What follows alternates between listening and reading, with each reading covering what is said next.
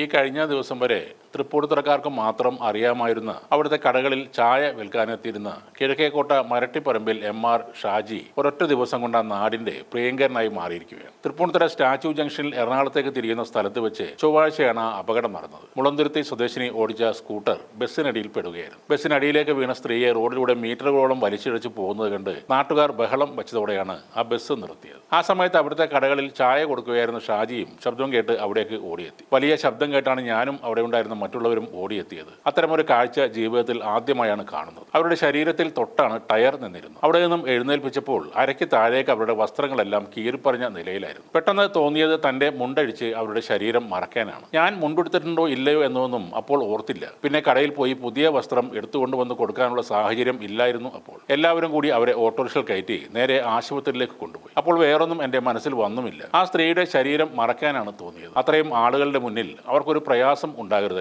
മുണ്ടടിച്ച് കൊടുത്ത ശേഷം അടുത്തുള്ള കടയിലെ പയ്യൻ ഒരു മുണ്ട് എനിക്ക് കൊണ്ടു തന്നു. ഇതാണ് ഷാജിക്ക് പറയാനുള്ളത്. ഷാജിക്ക് താൻ ചെയ്തത് വലിയ സംഭവമാണെന്നും തോന്നിയില്ല. അപ്പോൾ അങ്ങനെ തോന്നി, അത് ചെയ്തു എന്നാണ് ഷാജി പറയുന്നത്. ഷാജിയുടെ നല്ല മനസ്സിനെ അഭിനന്ദനങ്ങൾ കൊണ്ട് മൂടുകയാണ് ഇപ്പോൾ നാട്ടുകാർ. അമ്മയും ഷാജിയും ഭാര്യയും ബികോമിന് പഠിക്കുന്ന മകനും 4ാം ക്ലാസ്സിൽ പഠിക്കുന്ന മകളും അടങ്ങിയതാണ് അവരുടെ കുടുംബം. 40 വർഷമായി തൃപ്പൂണിത്തുറ സ്റ്റാച്യു മേഖലയിലെ കടകളിലും ബാങ്കിലുമൊക്കെ ചായ കൊടുക്കലാണ് ഇവരുടെ ജോലി. മുമ്പ് അമ്മയും ചായ വിതരണത്തിന് കൂടെ ഉണ്ടായിരുന്നു. അമ്മയ്ക്ക് പ്രായമായതോടെ ഷാജി ഒറ്റയ്ക്കാണ് ഇപ്പോൾ ജോലിക്ക് പോകുന്നത്. എല്ലാവരും ഷാജിയെ ഇങ്ങനെ അഭിനന്ദിക്കുമ്പോൾ നവോത്ഥാനം പ്രസംഗിച്ച് നടക്കുന്ന ഫെമിനിസ്റ്റുകൾ എന്ന് സ്വയം അവകാശപ്പെടുന്ന ചിലർ ഷാജിയെ വിമർശിക്കാനും എത്തിയിട്ടുണ്ട്. അപകടത്തിൽ യുവതിയുടെ വസ്ത്രം കീറിയപ്പോൾ മുണ്ടുരിഞ്ഞ് നഗ്നത മറച്ച് യുവാവ്. അപ്പോൾ ഈ പറയുന്ന പുരുഷന് ഉടുമുണ്ടില്ലെങ്കിലും കുഴപ്പമില്ലേ എന്നാണ് ആ മഹതി ചോദിക്കുന്നത്. സ്ത്രീയുടെ നഗ്നത അബദ്ധത്തിൽ പോലും കണ്ടുപോകരുത്. അതുകൊണ്ട് പുരുഷൻ സ്വയം നഗ്നത പ്രദർശിപ്പിച്ചുകൊണ്ട് ആ സ്ത്രീയുടെ നഗ്നത മറച്ചു. ഇതാണ് ആ ഫെമിനിസ്റ്റിന്റെ പോസ്റ്റിൽ പറയുന്നത്. ഇവർ പറയുന്നത് ഒരു സ്ത്രീയുടെ നഗ്നത അബദ്ധവശാൽ പോലും കാണാതിരിക്കാൻ അയാൾ സ്വന്തം മുണ്ടുകൊണ്ട് അത് മറച്ചു എന്നാണ്. ഈ പറയുന്ന സ്ത്രീക്ക് എന്തോ കാര്യമായ കുഴപ്പം തന്നെ ഉണ്ടെന്നാണ് തോന്നുന്നത്. ആ സ്ത്രീയുടെ നഗ്നത കാണുന്നതല്ല പ്രശ്നം,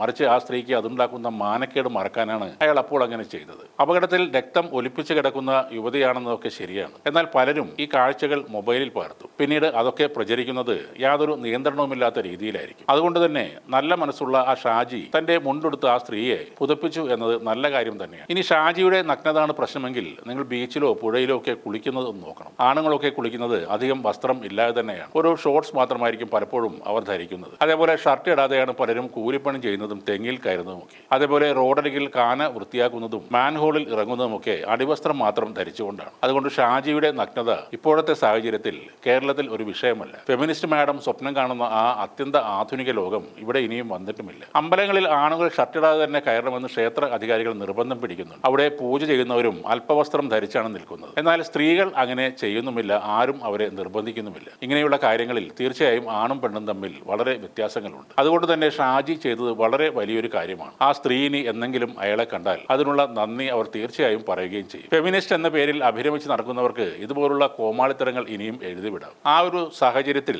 പെട്ടെന്ന് സ്വന്തം ഉടുമുണ്ട് അഴിച്ച ആ സ്ത്രീയുടെ നഗ്നത മറച്ച മനുഷ്യനെ അഭിനന്ദിച്ചില്ലെങ്കിലും അവഹേളിക്കരുത്. ഇത്തരം നെറുകെട്ട വിമർശനങ്ങൾ കാരണം ഒരു സ്ത്രീ പരിക്കേറ്റ് റോഡിൽ കിടന്നാൽ ആരും തിരിഞ്ഞു നോക്കാനില്ലാത്തൊരവസ്ഥ ഇവിടെ ഉണ്ടാക്കി വെക്കരുത്.